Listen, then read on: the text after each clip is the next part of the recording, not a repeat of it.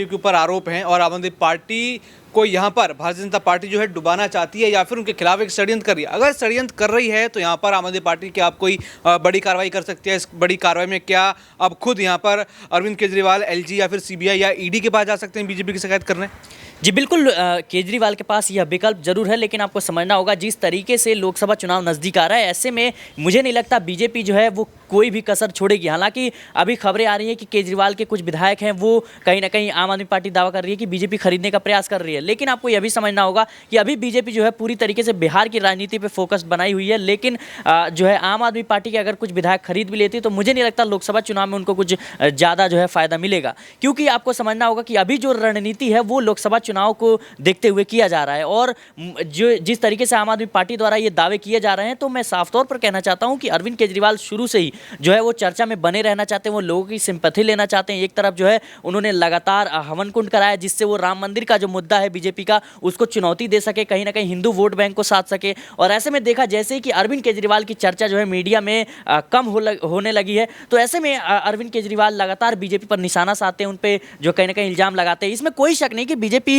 जो है कहीं ना कहीं विधायकों को खरीदती है। आप बात करें महाराष्ट्र की पॉलिटिक्स की, तो जिस तरीके से अजीत पवार के कुछ विधायक जो है बीजेपी के साथ खड़े हो जाते हैं, एकनाथ शिंदे की जो सरकार बनती है, तो तमाम जो है एग्जाम्पल हैं हमारे पास। लेकिन यह भी आपको समझना होगा कि केजरीवाल जो है वो सुर्खियों में बना रहना चाहते हैं, जिससे जो है उनको सिंपैथी मिले और लोग जो है केजरीवाल को लेकर यहाँ पे कहा जा रहा है, सिराज कह रहे हैं कि बस सुर्खियों में बने रहने के लिए आरोप लगाते हैं। तो क्या बीजेपी इतनी साफ है कि उनको सुर्खियों में लाकर या फिर उन पर इल्जाम लगाकर आम आदमी पार्टी वोट कमा लेगी? देखिए, मुझे एक बस बात याद आती है कुछ समय पहले कि जब ठीक ये विधानसभा चुनाव हो रहे थे 5 राज्यों के, उसी वक्त की बात है। भूपेश बघेल के ऊपर एक महादेव ऐप का मामला सामने आता है। असीम दास सामने आते हैं, कहते हैं कि हाँ भाई इनको मैंने पैसा पहुंचाया है। इलेक्शन बीतते हैं, कांग्रेस पार्टी वहाँ चुनाव हार जाती है। उसके बाद वही असीम दास कहते हैं कि भाई मेरे से तो गलत लिखवाया गया, मैं तो ये कहा ही नहीं कभी भी, वो तो इंग्लिश भाषा में लिखा हुआ था, मैं पढ़ ही नहीं पाता हूँ। मतलब आप देखिए कैसे चीज़ों को ख़राब करने का प्रयास किया गया और वहाँ पर कांग्रेस पार्टी चुनाव हार गई। हो सकता है उसी महादेव ऐप का इम्पैक्ट रहा हो कि जिसका मुख्यमंत्री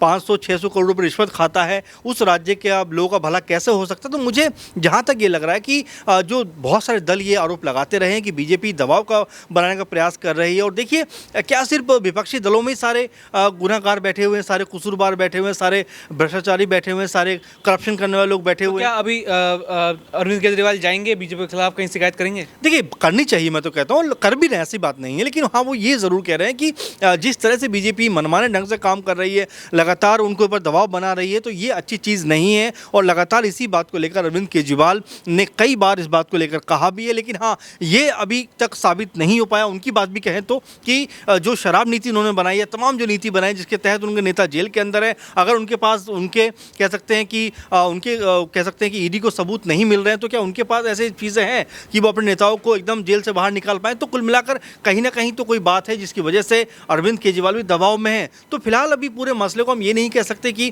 केजरीवाल बिल्कुल ठीक है या बीजेपी एकदम साफ है। लेकिन हाँ, ये ज़रूर कह सकते हैं कि ईडी का जिस तरह का दबाव विपक्षी दलों पर है, वो ये साबित करता है कि ये एक तरफा कम से कम कार्रवाई लग रही है। 90 से लेकर 95 तक के मामले ऐसे हैं जो बीजेपी कह सकते हैं कि ईडी उन लोगों के ऊपर दबाव बना रही है जो बीजेपी के नहीं है।